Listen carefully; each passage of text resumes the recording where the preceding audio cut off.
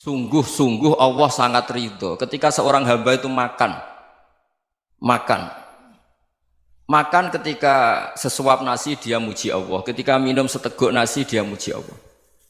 Itu kalau orang diridhoni Allah itu wali betul. Itu untuk jadi wali itu gampang. Kamu makan ridho, kamu ninjak buminya Allah ridho seneng, kamu hidup keseharian aman seneng. Nah ini supaya sampean kita semua ngaji betapa panduan Rasulullah untuk menggapai ridho Allah itu banyak yang keseharian sekali. Saking kesehariannya banyak dalam hadis dan itu sahih. Nabi menyebut hal-hal yang keseharian. Hatta ma tas'alu fi imra'atika, kamu punya uang kemudian istri kamu bisa makan itu ibadah. Bahkan sebagian ibadah itu dicontohkan Nabi yang akhirnya diprotes sahabat. Yaitu wa fi buti ahadikum sedekah, kamu menggauli istri kamu itu ya sedekah. Sampai sahabat bilang yang benar ya Rasulullah. Ayati ahaduna syahwatahu wa huwa lahu ajrun. Masa urusan biologis, urusan syahwat kemudian dia dapat pahala. Nabi menjawab, alaysa lawada'aha fi haramin akana alaihi wisrun. Bagaimana kalau dia meletakkan ke yang tidak benar itu kan dosa. Nah, hal-hal seperti ini yang saya ingin teman-teman semua. Saya juga agak ingin ngaji demi Anda juga agak ingin. Itu dosa sekali ngaji kok pesanan kelompok tertentu itu enggak boleh. Islam itu untuk semua. Jadi ya cuma karena di depan saya jenengan ya seakan-akan jenengan korbannya. Itu ada ilmunya dalam usul fikih itu. Jadi orang itu harus ngaji usul fikih.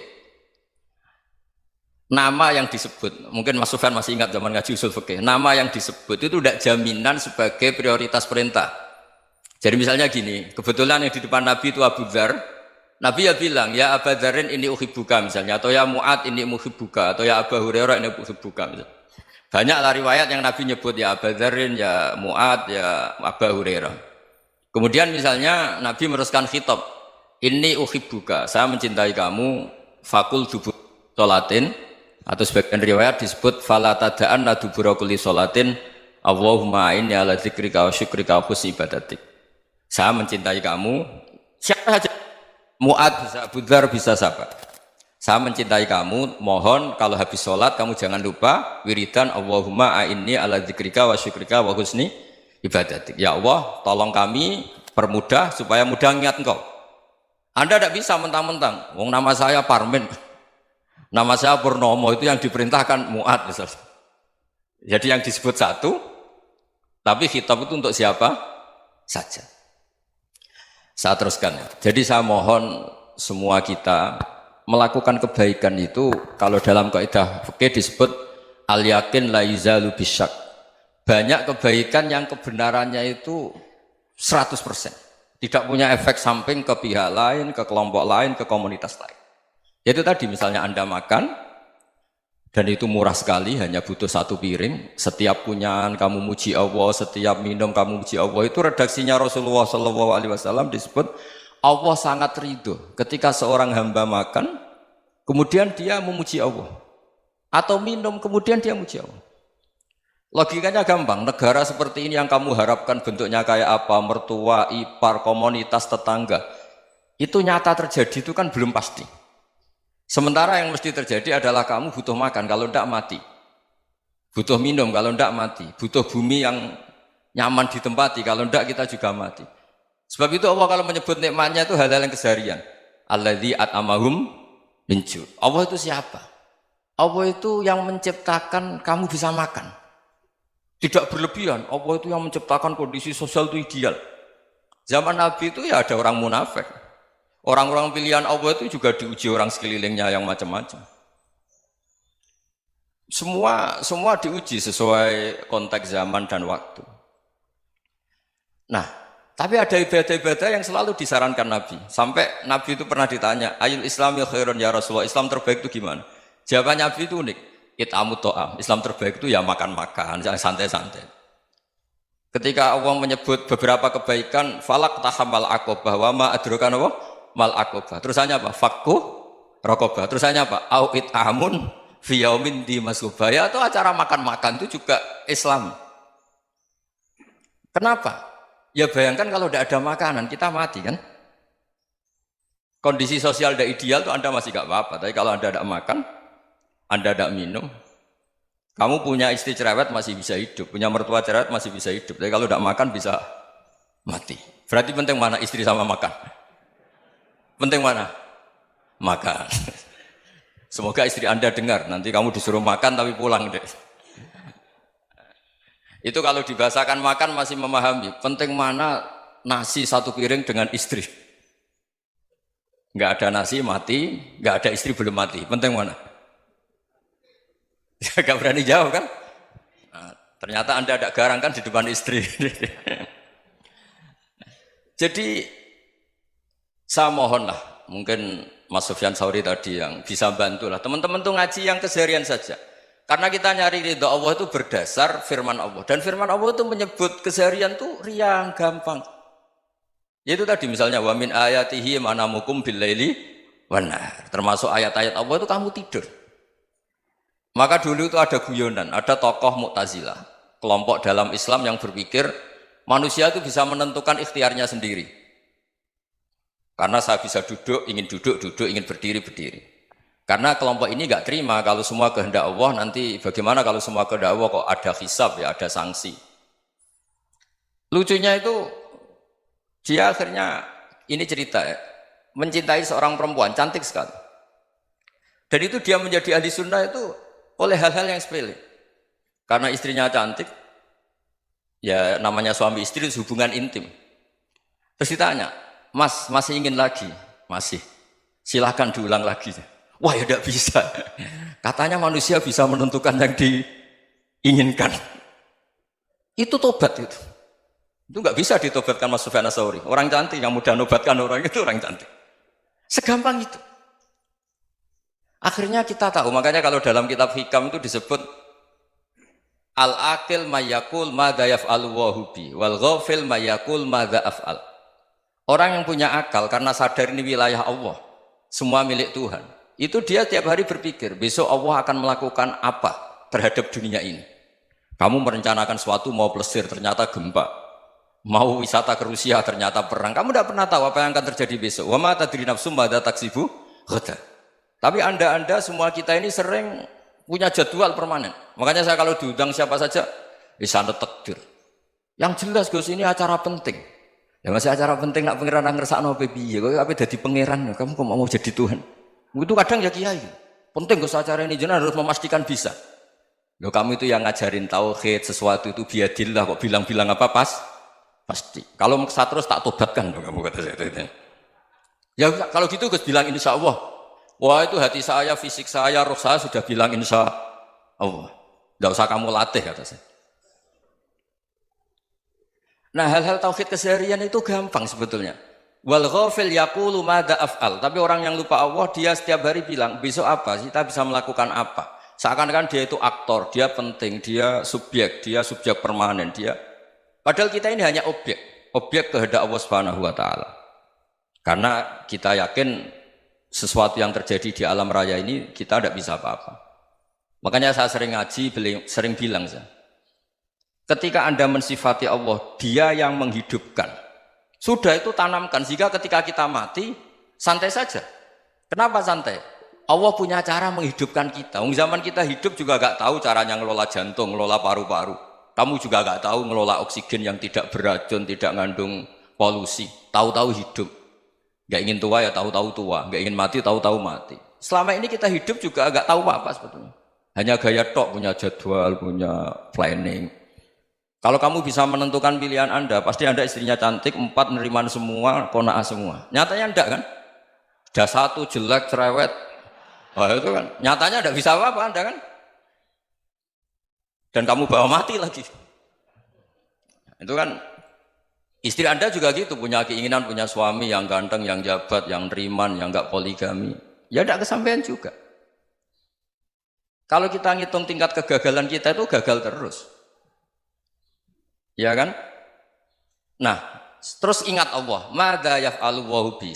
Orang yang punya akal selalu berpikir Allah itu menghendaki apa terhadap saya. Lalu sama-sama orang melihat orang yang serius, itu kata Anda itu pemikir berat, serius, senang punya tokoh yang merengut karena kamu anggap serius. Tapi sebagian orang anggap orang yang serius itu wong merengut, wong masam, wong muka kok ditekuk. Jadi sama Itu hati, ya muqallibal qulub tsabbit qalbi ala dini. Karena kita nggak tahu cara berpikir kita tentang orang lain, tentang sekeliling kita. Misalnya kita orang baik yang jenis ngrumat fakir miskin. Ada orang bangun masjid mewah itu janggal. Apa artinya masjid mewah kalau banyak orang kelaparan? Tapi kalau yang jenis pendidikan apa artinya masjid mewah kalau tidak bisa ngaji? Nanti yang jenis infrastruktur apa artinya ini kalau semuanya punya sudut pandang yang berbeda-beda. Dan Islam mengapresiasi semua kebaikan. Tapi katakan semua kebaikan itu adalah kehendak Allah Subhanahu wa taala. Karena apapun baik Anda itu pakai fasilitas yang diberikan oleh Allah Subhanahu wa taala. Sehingga ini yang disebut qulillah tsumma darhum fi khawdihim yal'abun. Ya kembali tadi ke tema-tema bahwa keseharian Anda ini sudah Islami. Saat Anda tidak bisa melakukan apa saja. Saya sering ada jenazah, biasanya kalau tetangga meninggal saya sering disuruh ngelepas. Saya bilang orang ini baik karena sering ngelamun di rumah, sering nganggur di rumah. Ditanya sama anaknya, kenapa Gus nganggur baik? Ya kalau dia nganggur artinya juga agak berbuat sesuatu yang maksiat kan? Ya kan? Orang nganggur di rumahnya ya tidak bunuh orang, tidak maling, tidak korupsi, ya namanya nganggur di rumah. Lah cuma istri cara pandang nganggur gak menghasilkan uang gitu. Tapi juga gak menghasilkan kriminal kan? Jadi sebenarnya Islam itu makanya kalau sampai ngaji usul fikih itu ada kitab usul fikih namanya Lubul Usul, itu terkenal sekali di pesantren itu. Itu kalau ngapresiasi keseharian itu luar biasa. Izma min mubahin illa wa yatahaqqaqu bihi tarku haramimma. Karena keseharian yang mubah saat Anda lakukan itu ada kehebatan yang luar biasa, yaitu meninggalkan haram. Makanya dulu banyak orang-orang alim ketemu temannya itu guyon sampai semalaman. Itu biasanya yang semangat Islam itu kiai kok tidak tahajud, kiai kok tidak witir. Orang yang sedang mapan uangnya banyak, malam itu tidak kelayaban itu sudah luar biasa. Melawan nafsu supaya tidak maksiat itu sudah luar biasa. Supaya lupa guyon sama temannya semalaman sampai subuh.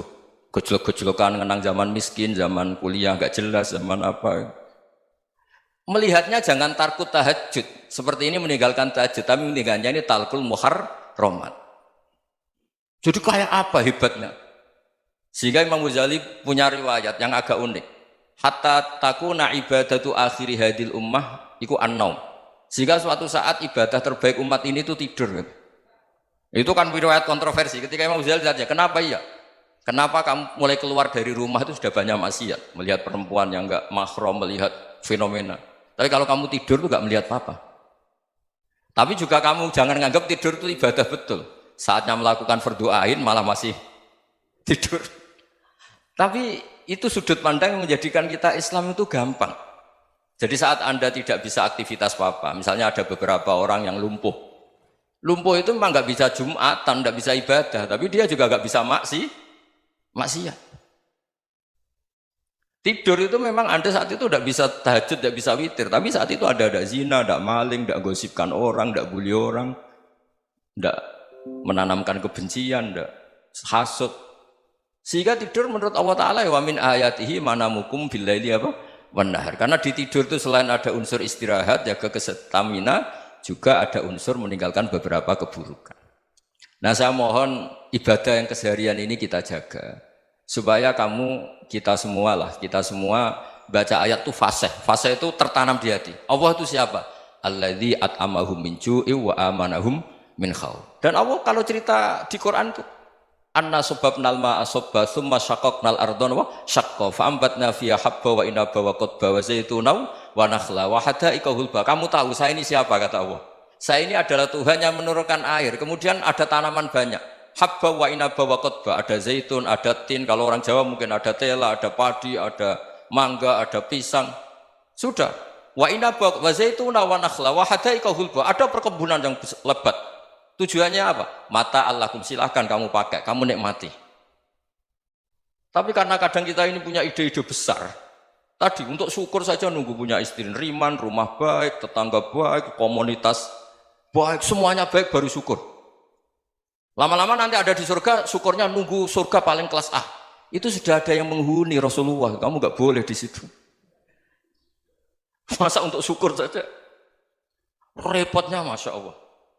Jadi mohonlah Quran yang kalau Anda hafalkan juz sama itu kan ada ayat-ayat yang kayak tadi. Ya, fal yang dzuril insanu ila ta'ami. Coba lihat. Apa yang kamu makan ya? Dari mana? Dan untuk mempertahankan hidup kamu keseharian. Jadi jangan kira ibadah itu harus membentuk komunitas yang versi Anda. Ibadah itu harus yang hal yang mulu-mulu. Kesehariannya Anda alami. Loh ini saya tidak bikin-bikin. Saya ngaji bukan karena berdasar pesanan. Itu ayat yang saya baca kan betul ada ayatnya kan. Fal yang dzuril insanu ila ta'amih anna sobabnal ma'a sobba thumma syaqaqnal ardo syaqqa fa ambasna fiha habba wa inaba wa qadba wa zaituna wa nakhla wa hadaika ghulba. Terusannya apa? Mata'al lakum, silakan kamu nikmati. Mata itu silakan kamu nikmati. Ya kayak sampean dikasih hidangan ya makan. Ya sudah makan, habis makan ya minum, habis itu ngantuk ya tidur. Ya sudah normal-normal saja. Kayak apa indahnya Islam? Tapi Anda mencari Islam yang gimana lagi? Nah itu yang diajarkan guru-guru kita, diajarkan sanad kita sampai Wali Songo, sampai Rasulullah SAW. Bahwa pada akhirnya ada jihad, ada perang. Itu dulu memang perang, bukan membunuh, beda. Dulu kita dijajah Belanda ya perang, dan itu normal karena kita dijajah. Jadi ketika orang lain ingin baik sama kita, wa in ahadum minal musyrikin astajaroka ya fajirhu hatta yasma'a kalam Allah. Kalau mereka ingin baik ya kita baik. Makanya ada istilah mustakman, mu'ahad. Kalau mereka ingin damai, berdampingan dengan kemajmukan ya itu yang lebih baik. Karena memang Islam menghormati proses perdamaian. Wa in janahu lis-salmi ya fajnah lah. Kalau ingin damai ya kita harus